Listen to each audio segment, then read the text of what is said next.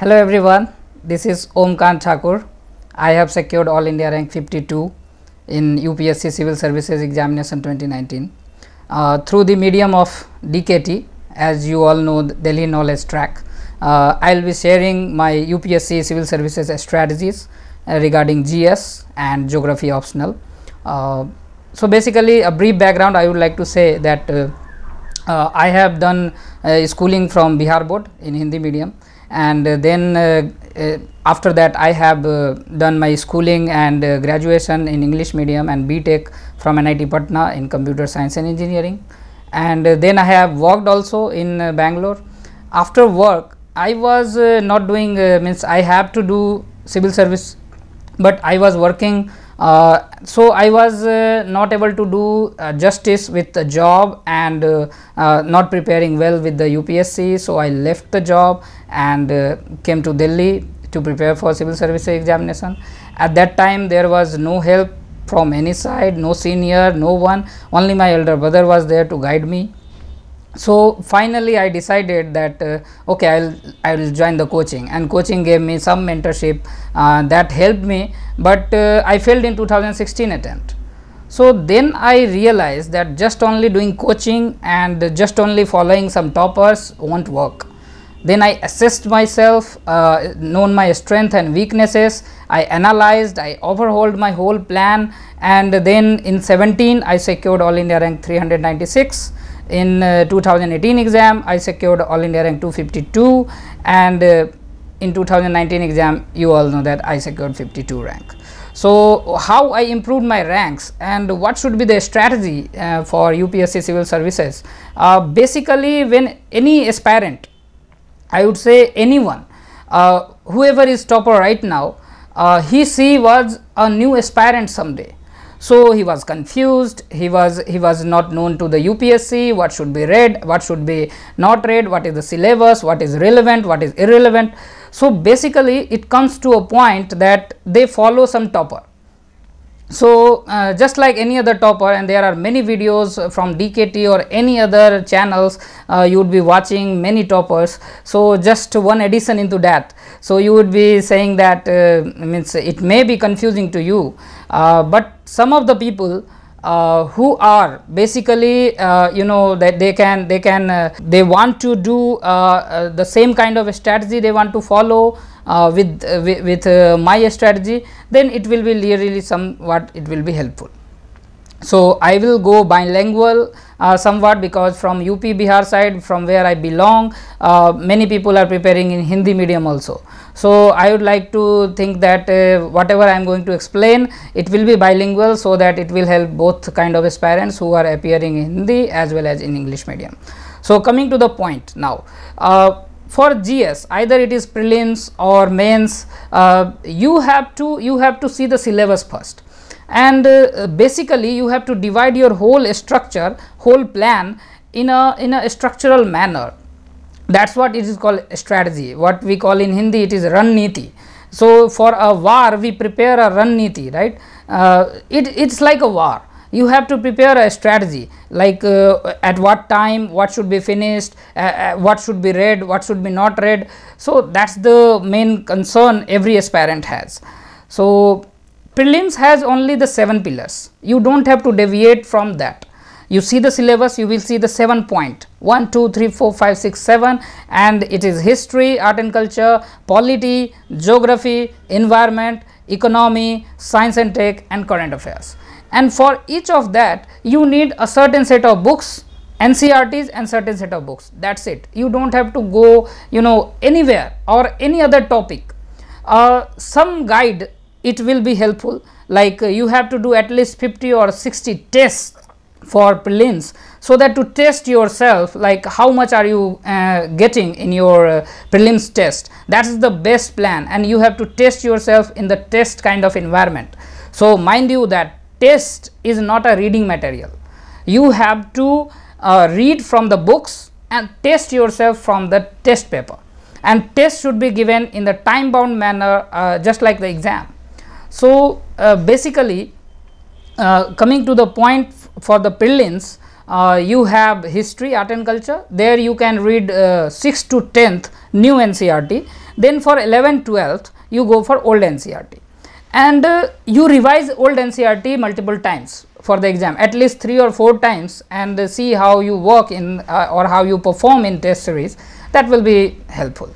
और अगर हिस्ट्री के लिए if you are thinking about you will go through the reading the only new NCERTs, then mind you that new NCERT में बहुत सारी चीज़ें हैं जो कि क्लास 11th और 12th के लिए बनाई गई हैं, तो एग्ज़ाम पॉइंट ऑफ व्यू से very much data and facts are not there which should be there as a competition point of view, तो वो एक हट जाना चाहिए. Second, after history you come to the art and culture, actually a part of history. I always read it as part of history. जब मैं ancient पढ़ रहा हूँ तो I will go through the Buddha, Jainism, everything together, their architecture, ancient architecture together. Similarly, while I was studying medieval, you will have to go to medieval architecture, the Mughal architecture, everything together. Many people read it and think it as a separate thing, but it's not. It's a part of the socio-cultural fabric of at that time in the historical context. So you have to understand that point. For art and culture मैंने 11th की NCERT, न्यू NCERT, and Nitin Singhania sir की book आती है TMH की, वो है, but it is a thick book. You have to actually go for the topics according to syllabus, and वही सिलेबस में जो दिया है उसी से आपको करना है. हिस्ट्री हो गया. जो लोग अभी स्टार्ट करेंगे उनके लिए I will be talking about schedule later. So this is the part of the first 3 things which you have to fix. One is the book list, another is the schedule, and third is your routine. So I am talking about book list right now for prelims book list. Now coming to the second point. Second is polity. For polity, you read, if you are a first timer and you haven't read NCERTs since long, and so you have to read NCERT once for 6th to 10th. Take some points if it is worthful for exam point of view and syllabus point of view. Then you read multiple times 11th and 12th NCERT, all new. Then you read Lakshmikant. So basically Lakshmikant is the Bible for clearing prelims as well as I think mains also. I will be explaining the mains strategy later on. So you see that for polity, Lakshmikant, if you read 4 times, it is good. You read cover to cover, just left aside some appendixes. It's very good book. Many toppers recommend it. You don't have to deviate to any other book for polity. And then current, of course, you have to keep on update with the currents, which I am going to talk about later. तब हम आते हैं geography पे. Geography was my optional, so I am not you know like perfect kind of guide to suggest you, because geography में मेरे always अच्छे marks आते थे. Because of the optional, it helped me. Geography में आपको basically पढ़ना है 6 to 12 तक की NCERT, all new. For old NCERT, you can go either 6, 7, 8 old NCERT or 11, 12th old NCERT. Okay, 6 to 10th जो है वो 1 या 2 बार पढ़ के you have to take the gist out, and then 11, 12th he bar bar revise करना है. You have to focus on atlas also for India map basically and world map also, like what island is in which ocean or which ocean is surrounded by what countries. You have to make some mnemonics. अगर possible होगा तो ये जो DKT की link अगर बाद में share होगी आप लोगों के साथ YouTube पे, I will be sharing my notes, my strategy and everything in detail there. Because of the time paucity, I cannot talk much in length. So you can see how I prepared notes for prelims, how I prepared notes for mains. That will be, I think that will be helpful a bit. Now coming to the fourth point. Fourth pillar for prelims is environment. Every people read environment from most of the guy. I think 99% people read Sankar IAS environment. It's very good book. Or you can go to any coaching book which gives you a complete compilation from your syllabus. But before reading Sankar IAS, you have to read NCERT Unit 4 12th class ecology. वो जब आपका cover हो जाएगा, then एक environmental chemistry की भी book आती है. ये पतली सी एक चैप्टर है, 11th या 12th में है, पता नहीं, मैंने बस जेरोक्स करा के निकाल ली थी. That you also have to read. Its very good. Ozone के बारे में उसमें बहुत अच्छे से दे रखा है, और आपने संकर कर ही लिया है. प्लस करंट में क्या चल रहा है ये बहुत ज़रूरी है. तब आते हैं हम इकोनॉमी पे. इकोनॉमी मैंने NCERT पढ़ी 9, 10th, 11, 12th, took the gist out. 12th में आपको माइक्रो इकोनॉमी नहीं पढ़नी है, माइंड यू. बहुत लोग पढ़ते भी होंगे, बट माइक्रो इकोनॉमी नहीं पढ़नी है, कभी क्वेश्चन नहीं आता उससे. Macro is very good. Then you have to, I actually did Murnal org, that website he used to run, and YouTube पे उनकी लेक्चर थी, economy is very good, basic से समझाता है, बहुत ही अच्छे तरीके से समझाते हैं economy. Mrunal is very good. Then to master on economy you have to read Shriram IAS economy, that's also very good. Shriram IAS बहुत रिकमेंडेड है, उनके कोचिंग की मटेरियल इकोनॉमी की स्पेशली बहुत अच्छी है, उनसे करके आप नोट्स निकाल लें। बार बार आपको उतनी मोटी बुक्स को फिर से रिवाइज करना नहीं पड़ेगा, आप जो रिलेवेंट है वो निकाल लें। नोट्स मेकिंग स्ट्रेटजी भी मैं लिंक पे शेयर कर दूंगा, यू कैन गो थ्रू कि नोट्स बनाते कैसे हैं। बहुत लोग इसमें भी कंफ्यूज होते हैं कि मैं शुरू में खुद मैं कंफ्यूज था 2016 में 15 में, नोट्स कैसे बनाऊं, पेपर का नोट्स बनाऊं क्या, या फिर कैसे नोट्स निकालूं। तो ये आपको पहले रीडिंग में नोट्स नहीं बनाते हैं, पहले रीडिंग में समझते हैं, सेकेंड रीडिंग करते हैं, फिर नोट्स बनाते हैं। तो वो एक पॉइंट है, आपको ध्यान में रखने वाली बात है। अब आते हैं साइंस एंड टेक, कुछ नहीं है, 6 to 10 तक का आप NCERT कर लें, that's the basic thing and that will cover many part. Then you come to basic like current affairs, like PT 365 आती है विजन की, या फिर आप अगर मंथली भी पढ़ते हैं तो हर मंथली मैगजीन में आपका जो है एक साइंस एंड टेक का पोर्शन होता है, तो इफ़ यू कवर दैट तो वो हो जाएगा। उसके बाद करंट पे आते हैं, तो करंट इज़ द ऑल। आप अगर पिछले 3 साल का ट्रेंड देखें या 4 साल का इवन, तो करंट से काफ़ी क्वेश्चन आने लगे हैं। You have to be aware about everything. तो करंट का कवरेज बेसिकली आपका 1.5 से 2 घंटा अगर आप न्यूज़पेपर रिलीजियसली पढ़ते हैं तो वो आपका तो कवर हो ही गया। उसके अलावा वो उसको मैं डेली डोज में गिनता था, it is a daily dose, मतलब आप इसको प्रोक्रेस्टिनेट नहीं कर सकते हो कि कल कर लेंगे परसों पढ़ लेंगे, नहीं, ये तो रोज़ छपेगा, रोज़ आएगा। तो यू हैव टू बी कि डेली डोज हो रहा है कि नहीं, डेली न्यूज़ आएगा। तो मेरा था कि खाने वक्त मैं बिग पिक्चर देख लिया, या फिर राज्यसभा टीवी पे न्यूज़ सुन लिया, ऑल इंडिया रेडियो का न्यूज़ सुन लिया, कहीं जा रहे हैं चलते फिरते, और पेपर पढ़ लिया। तो एक डेली कवरेज होते रहता था कि क्या चल रहा है। It will keep you updated chronologically. Month के एंड में जो है वो मंथली मैगजीन आती है, किसी भी कोचिंग की पकड़ लो, विजन है, श्रीराम है, वाजीराम है, फोरम है, इनसाइट है, मेनी कोचिंग्स आर देयर। आपको क्या करना है, किसी एक ही कोचिंग की पिछले 1 साल की कवर करनी है फॉर प्रीलिम्स, और same will apply to mains also. तो ये सारी बातें जब आप कंसोलिडेट करोगे, इसके अलावा करंट में थोड़ी और चीज़ें हैं जो कि मैं बता दूं, जैसे कि बजट है, सर्वे है, गवर्नमेंट स्कीम्स है, वो प्रीलिम्स पॉइंट ऑफ व्यू से बहुत रेलेवेंट है, उसकी भी विजन की एक आती है, या किसी भी कोचिंग की गवर्नमेंट स्कीम्स की एक कंपाइलेशन आती है। प्लस मैंने नोट्स और भी निकाले थे, जैसे इंटरनेशनल इंस्टीट्यूशंस, वासेनार एग्रीमेंट, या फिर स्टॉकहोम, ये मॉन्ट्रियल, बहुत सारी जो चीज़ें हैं उन सबको मैंने एक जगह कंसोलिडेट किया था। यूनाइटेड नेशंस के कितने ऑर्गन्स हैं, कौन सा स्पेशलाइज्ड एजेंसी है, कौन सा नहीं है, वेरी कंफ्यूजिंग। तो अगर आप एक जगह नोट्स में लिख लेते हैं तो आपको आसानी होगी। इसी तरह से नेशनल कौन कौन से इंस्टीट्यूशंस हैं, IB है, रॉ है, बहुत सारे नेटरिप है, कितने सारे ऑर्गेनाइजेशंस बने हुए हैं इंटरनली, उन सब का अगर आप एक जगह कंसोलिडेट करते हैं कि कौन हेड करता है, फंडिंग कौन करता है, कौन किसको रिपोर्ट करता है, that will be very helpful. तो ये आपको बजट, सर्वे, करंट अफेयर्स, प्लस कुछ लोग इंडिया ईयर बुक भी पढ़ते हैं, but I would not recommend that much. But अगर टाइम है और आपका प्लानिंग अच्छा है, आपके प्लान में, शेड्यूल में वो एडजस्ट हो सकता है, तो उसको भी आप स्कैन कर लें एक बार, और जो भी उसमें से नोट्स निकल पाता है निकाल सकते हैं। तो ये था प्रीलिम्स का ओवरऑल कवरेज। प्रीलिम्स पे मैं बता दूं, अगर आप फ्रेशर हैं या बार बार प्रीलिम्स में अटक रहे हैं, मैं फिर से कहूँगा, बार बार प्रीलिम्स में अटक रहे हैं और फ्रेशर हैं, तो आप कितना भी आंसर राइटिंग कर लो, कितना भी ऑप्शनल पढ़ लो, कुछ नहीं होने वाला है। प्रीलिम्स क्लियर करना मस्ट है टू क्रैक दिस एग्जाम। उसके लिए आपको एटलीस्ट 3.5 से 4 महीने डेवोट करने होंगे, क्योंकि आप बार बार वहीं फ्लंक कर जा रहे हो। और आपको अगर फॉरेस्ट के कट ऑफ से क्लियर करना है एकदम शानदार तरीके से, आपको जो है मार्क्स लाने हैं 110 120 प्लस, तो मैं तो बोलूँगा कि 4 महीने ज़रूर दो और 60 टेस्ट लगाओ, और जो मैंने बताया वो फॉलो करो। प्रीलिम्स हो सकता है, प्लस आप 1-2 और पॉइंट किसी टॉपर से और भी कुछ मिल जाता है, तो आप सबका देखो, अपना एनालिसिस करो, फिर देखो कि what suits you and then follow that schedule. फिर उस शेड्यूल से डेविएट मत होना। ये थी प्रीलिम्स की बुक लिस्ट।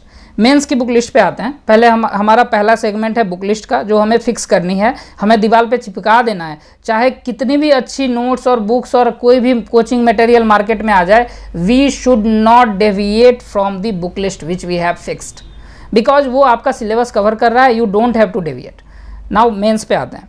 आपने प्रीलिम्स के लिए अच्छे से पढ़ा है, मेंस प्रीलिम्स निकलने वाला है, तो आप GS पेपर 1 हिस्ट्री में आपने जो प्रीलिम्स में जो तैयारी करी थी उसी को रिवाइज करना है, प्लस कोई टेस्ट सीरीज है या फिर एनसीईआरटी के एंड ऑफ द चैप्टर में क्वेश्चंस होते हैं, that you have to write, तो वो प्रैक्टिस करनी है। और एक वर्ल्ड हिस्ट्री का सेगमेंट आता है जो मैं शेड्यूल में बताऊंगा कि वो कहाँ पे पहले ही पढ़ लेना चाहिए, सो दैट कि एग्ज़ाम के बाद, प्रीलिम्स के बाद आप उस पर ज़्यादा टाइम ना दो, कॉस्ट बेनिफिट बहुत कम है, इसे 1 या 2 क्वेश्चन आते हैं और प्रीलिम्स के बाद टाइम बहुत कम होती है। स्पेशली जो 2021 में देखने वाले हैं, जो देने वाले हैं, उनको बता दूं कि आपके पास सिर्फ 70 डेज़ है, और जो 2020 में देने वाले हैं उनके पास सिर्फ 90 डेज है। तो इस तरह के बहुत सारे टॉपिक्स हैं जो सिलेबस के पार्ट हैं बट उतने नहीं पूछे जाते हैं, तो यू हैव टू वे कि कितना टाइम देना चाहिए और क्या, तो वो एक स्ट्रैटेजी रहनी चाहिए, वो आपको देखना चाहिए। वर्ल्ड हिस्ट्री के अलावा इंडिया सिंस इंडिपेंडेंस है, मैंने प्रधानमंत्री सीरियल देखा था, दैट्स वेरी गुड। अगर आप स्टार्ट कर रहे हो तो मैं तो कहूँगा आज ही पहले 1-2 दिन में प्रधानमंत्री सीरियल ही देख जाओ, बहुत अच्छा है। संविधान सीरियल देख लो, ये भी यूट्यूब पे फ्रीली अवेलेबल है, और प्रधानमंत्री सीरियल भी फ्रीली अवेलेबल है। उसके बाद आप अब आते हैं सोशोलॉजी पे। मैंने एनसीईआरटी पढ़ी सोशल की 11th-12th, और फिर बेसिक जो होती है ना, उसके लिए आप वैल्यू एडेड मटेरियल आती है, किसी भी कोचिंग की कर सकते हो, विजन की बहुत लोग करते हैं। उसके अलावा करंट बेसिकली जो सोशल इशूज़ पे जो 1 साल के मेंस 365 आते हैं ना, वो मेंस पॉइंट ऑफ व्यू से 1 साल का कवरेज होता है। तो आप अगर उनको कर लेते हो तो उसमें women, children, education, person with disability, everything is covered from all angles. So वो अगर आपका प्रिपेयर्ड है और वेल रिवाइज है और आपने टेस्ट सीरीज दिया है तो सोशल इशूज आप कवर कर लोगे। मोटा मोटी ओपन इंडेड क्वेश्चन होता है, तो कोई भी लिख सकता है, कुछ भी लिख सकता है। You have to write something relevant, कुछ डायग्राम बनाया, कुछ फैक्ट्स बनाया, हो जाएगा। ज्योग्राफी बाद में optional but part of paper 1, GS paper 1। तो उसमें मैं बता दूं, आपने जो प्रीलिम्स के लिए तैयारी करी है वही है। जीसी लियोंग जो बुक है, ज्योग्राफी में प्रीलिम्स के लिए भी पढ़ना होता है और मेंस के लिए जो करना है, उसमें आप क्या करें, डायग्राम प्रैक्टिस करें, दैट इज़ वेरी हेल्पफुल। उसके अलावा सविंदर सिंह से कुछ सिलेक्टेड चैप्टर्स हैं, वो पढ़ सकते हैं, थोड़ा आपके कॉन्सेप्चुअल क्लैरिटी होंगे, जैसे जियो सिंक्लाइंस है, माउंटेन बिल्डिंग कैसी होती है, जैसे आइसबर्ग्स है, कुछ थ्योरीज हैं बहुत सारे, वो थोड़ा सा आपका कवर हो जाएगा, क्लाइमेट और जियोमॉर्फोलॉजी का। पूरी बुक नहीं पढ़नी, ऑप्शनल वाले पूरी पढ़ते हैं, बट आपको सिलेबस के अकॉर्डिंग पढ़ लेना है, कहीं से नोट्स मिल जाए तो वो भी अच्छा है। उसके बाद आपका इंडियन ज्योग्राफी पोर्शन में आपको वही Indian minerals, industries, mining, India की फिजिकल सेटिंग, ये सारी चीज़ें जो हैं थोड़ी सी तो एनसीईआरटी से कवर हो जाती हैं, बट थोड़ा डेप्थ में जाने के लिए डीआर खुल्लर की सेलेक्टिवली आप अगर उस चैप्टर का किसी से जेरोक्स करा के या कहीं से निकाल लें, जैसे इंडियन एग्रीकल्चर है, माइनिंग है, उसके अलावा इंडस्ट्रीज़ है, कुछ रोड ट्रांसपोर्ट्स हैं और डिजास्टर है, ये बहुत अच्छे से उसमें कवर्ड है डीआर खुल्लर में। वो आपका इन्वायरमेंट का पोर्शन भी कवर कर देगा। और ऐसे ऐसे डायग्राम्स हैं, माइंड ब्लोइंग डायग्राम्स हैं, वो अगर आप कर लेंगे तो वो आपको वोल्केनिज्म हुआ, लैंडस्लाइड्स हुआ, उसमें आपको बहुत फ़ायदा करेगा। फिर आते हैं हम आपको पेपर 2 पॉलिटी। पॉलिटी में क्या है कि आपने लक्ष्मीकांत पढ़ा है अच्छे से religiously, now you have to devote 2-3 days, उसी में जो मेंस पॉइंट ऑफ व्यू से है ना उनके नोट्स निकाल लेने हैं, प्लस विजन की जो 365 आएगी साल भर की वो पढ़ लेना है, या किसी भी कोचिंग की साल भर का पॉलिटी पढ़ लेना है। प्लस थोड़े बहुत आपको जो है सिक्योर मेंस मैं करता था जनरली, तो आप कोई भी प्लेटफॉर्म पे आंसर राइटिंग करो, 2-3 क्वेश्चन आप रोज़ लिखो, तो वो आपको एक ना जीएस के आपको उसमें रखता है, फ्लो में रखता है। And you have to read newspaper again, editorials and all very well, वो एक मोटा मोटी कवर हो जाएगा आपका। बेसिकली सारा करंट ही आता है, प्लस जो स्टैटिक आता है वो आपने लक्ष्मीकांत से उठा के उसको वेल प्रिपेयर कर लिया है। आईआर के लिए डायग्राम्स जो होते हैं, मतलब मैप्स बेसिकली, वो आप इंक्लूड करने का कोशिश करें अपने आंसर में, तो एक एडेड एडवांटेज जरूर मिलेगा। प्लस करंट से हो जाता है, मतलब मोटा मोटी जो है आपका किसी भी कोचिंग का एक आईआर का मटेरियल ले लें, प्लस करंट ले लें आईआर का 1 साल का, आपका हो जाएगा। पेपर 3 पे आते हैं, बहुत डायनामिक है, newspaper is the best thing, plus budget and सर्वे, इनका आप ओरिजिनल पढ़ें। सर्वे स्पेशली बहुत लोग जिस्ट पढ़ते हैं, उसमें बहुत सारे कंटेक्स्ट हट जाते हैं, सीधा हमें डेटा फैक्ट्स और कुछ मिल जाता है, वो कभी कभी समझ में नहीं आता। पूरा ब्रॉड पढ़ें, फिर उसमें से जिस्ट निकालें खुद का। वेल प्लान करेंगे तो आप कर सकते हैं। बहुत लोग नोट्स पढ़ के भी निकालते हैं, बहुत लोग मेन पढ़ते हैं। मुझे नोट्स से नहीं समझ में आता था, तो I went for big book, the thick one, for economic survey. और उसमें ऐसे ऐसे डायग्राम्स है, ग्राफ्स हैं, बार चार्ट्स है, पाई चार्ट्स है, that you can extract. Introduction, conclusion, ये इतने अच्छे लाइन्स हैं, that I use to copy and then उसको मैं ट्राई करता था कि आंसर राइटिंग में किसी तरह से उसको इंक्लूड करूँ, तो those are very good thing. Agriculture वाला पार्ट मैंने बोला डी.आर. खुल्लर के एग्रीकल्चर ज्योग्राफी से आपका एग्रीकल्चर वाला पार्ट इवन पेपर 1 में भी, पेपर 3 में भी और पेपर 2 में भी अगर कोई रैंडम क्वेश्चन आ गया तो कवर हो जाएगा बहुत अच्छे तरीके से। Agriculture geography will cover the agriculture economic part of paper 3, well covered हो जाता है। उसके अलावा आप मतलब इकोनॉमी के बुक में भी अच्छे से कवर है जो एग्रीकल्चर का पोर्शन है, प्लस आपका PT 360 ये मेंस 365 आएगा उसमें अच्छे से कवर हो जाएगा, तो डायनामिक कवर हो जाएगा। डिजास्टर के लिए कुछ नहीं करना है, NDRF के वेबसाइट पे जाके हर डिजास्टर का जो डिटेलिंग है वो है, प्लस आपका NCERT और डी.आर. खुल्लर जो मैंने बोला वो ज्योग्राफी की बुक है हालांकि, लेकिन उसमें से डिजास्टर वाला चैप्टर लेके पढ़ लेना है, कोई प्रॉब्लम नहीं है, समझ में आ जाएगी, अच्छे से डिटेल में है। प्लस आपका आता है साइंस एंड टेक, वो करंट से कवर हो जाएगा मेंस 365। उसके अलावा बेसिक साइंस एंड टेक के लिए किसी भी कोचिंग की, मैंने वाजीराम का येलो बुक आता है साइंस एंड टेक का, वो पढ़ लिया था। किसी भी एक बुक पढ़ के आप पहले बेसिक नॉलेज बना लो, फिर आप कवर कर लोगे। देन कमिंग टू द और क्या रह जाता है, इन्वायरमेंट, वो ज्योग्राफी, इन्वायरमेंट और करंट इन सब से ही मिक्स होके वो कवर हो जाता है। जैसे कि मान लो लैंडस्लाइड का क्वेश्चन आ गया, या फिर आपका जो है इस बार सैंड माइनिंग का क्वेश्चन था, तो बहुत सारी चीज़ें कवर हो जाती हैं आपके ज्योग्राफी और उससे, और फिर आपको एक आइडिया भी हो जाता है मैप बना के कैसे आप इलस्ट्रेट कर सकते हो। So that you have to think. Ethics जो है वो सबसे इजी पेपर है, अगर आप रियली इस पे थिंक करते हो तो आप देखोगे सबसे कम टाइम में सबसे ज़्यादा मार्क्स कंपेरेटिवली। हम पेपर 2 पेपर 3 पे कितना टाइम देते हैं, बट मार्क्स क्या मिलता है, पेपर 4 में कम टाइम देकर ज़्यादा मार्क्स अचीव किया जा सकता है। लेक्सिकॉन की बुक आती है, बहुत छोटी सी है, आधे में तो केस स्टडी है और आधे में आपकी बुक है।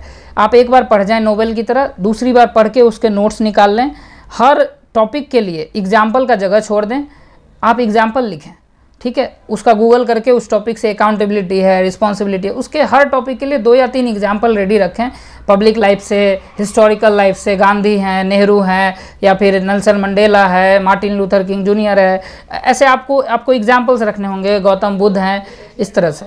और अगर आप देखेंगे कि अगर आपको करंट लाइफ से भी रखने होंगे, जैसे कि IAS IPS की लाइफ से या किसी पब्लिक लाइफ से, तो वैसे एग्जाम्पल्स भी हैं, कुछ पर्सनल लाइफ से भी एग्जाम्पल्स हो सकते हैं। तो एग्जाम्पल्स, और अगर आप टॉपिक आपका प्रिपेयर्ड है तो just that's the thing, means आपका क्या है कि आपने डिक्शनरी डेफिनेशन कर लिया, प्लस एक एग्जाम्पल कर लिया, कुछ कॉन्सेप्ट समझ लिए, एथिक्स हो गया। अब केस स्टडी में आपकी अप्रोच पे डिपेंड करता है कि how you put those theories and जो केस स्टडी में पूछा है उसको टुगेदर।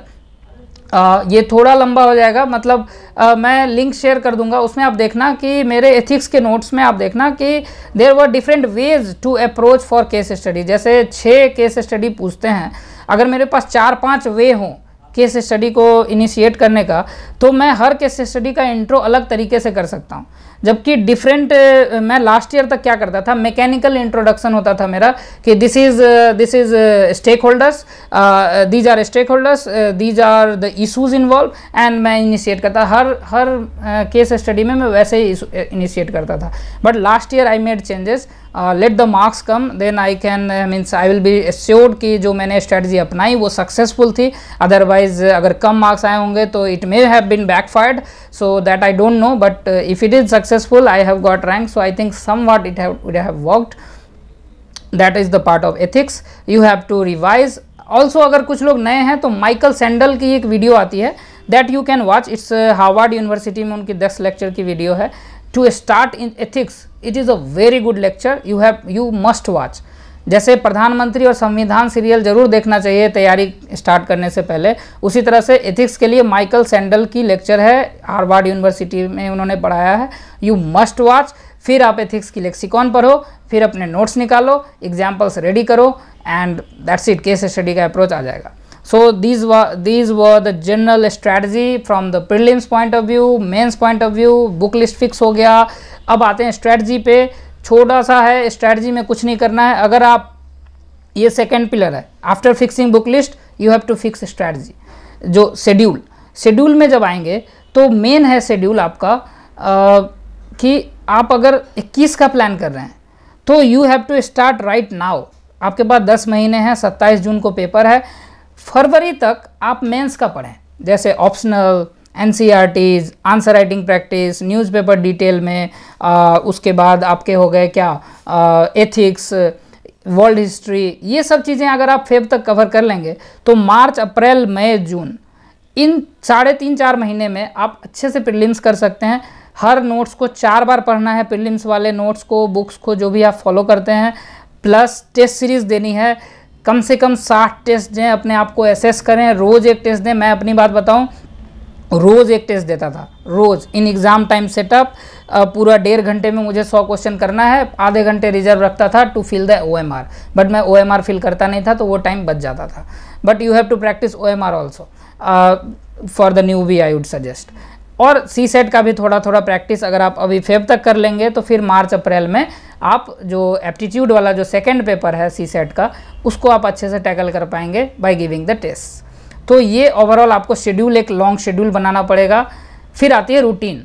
बुक लिस्ट फिक्स हो गई, शेड्यूल फिक्स हो गई, you have to follow a routine, certain routine, daily routine. इतने बजे उठना है, इतने बजे खाना है, इट शुड नॉट मिस। वहाँ पे आपको कंसिस्टेंसी दिखानी होगी। एटलीस्ट आपका जो रूटीन होना चाहिए ना, वो आवर बेस्ड नहीं होना चाहिए, इतने घंटे पढ़ूंगा रोज, नहीं।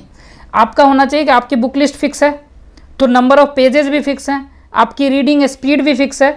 यू डिवाइड, सपोज आप 70 पेज पढ़ते हो पर डे और 4000 पेज पढ़ना है, divide 4000 pages with 70, whatever the number of days comes, that will be the days you are going to finish the whole syllabus. Then in second division it will take less time, then in third division it will take or more less time. तो ये आपका जो है number of pages के basis पे होना चाहिए, ना कि नंबर ऑफ आवर्स के बेसिस पे, तभी आप कंप्लीट कर पाएंगे।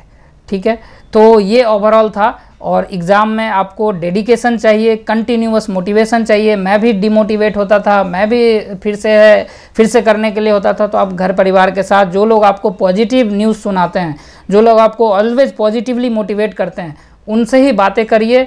जो लोग आपको निगेटिवली डिमोटिवेट करते हैं, उनसे थोड़ा दूर रहिए। जब भी आप लो फील करें और कुछ करने का मन ना करें, तो बेस्ट थिंग है जो आपकी हॉबी है वो फॉलो कीजिए, या फिर थोड़ी देर सो जाइए।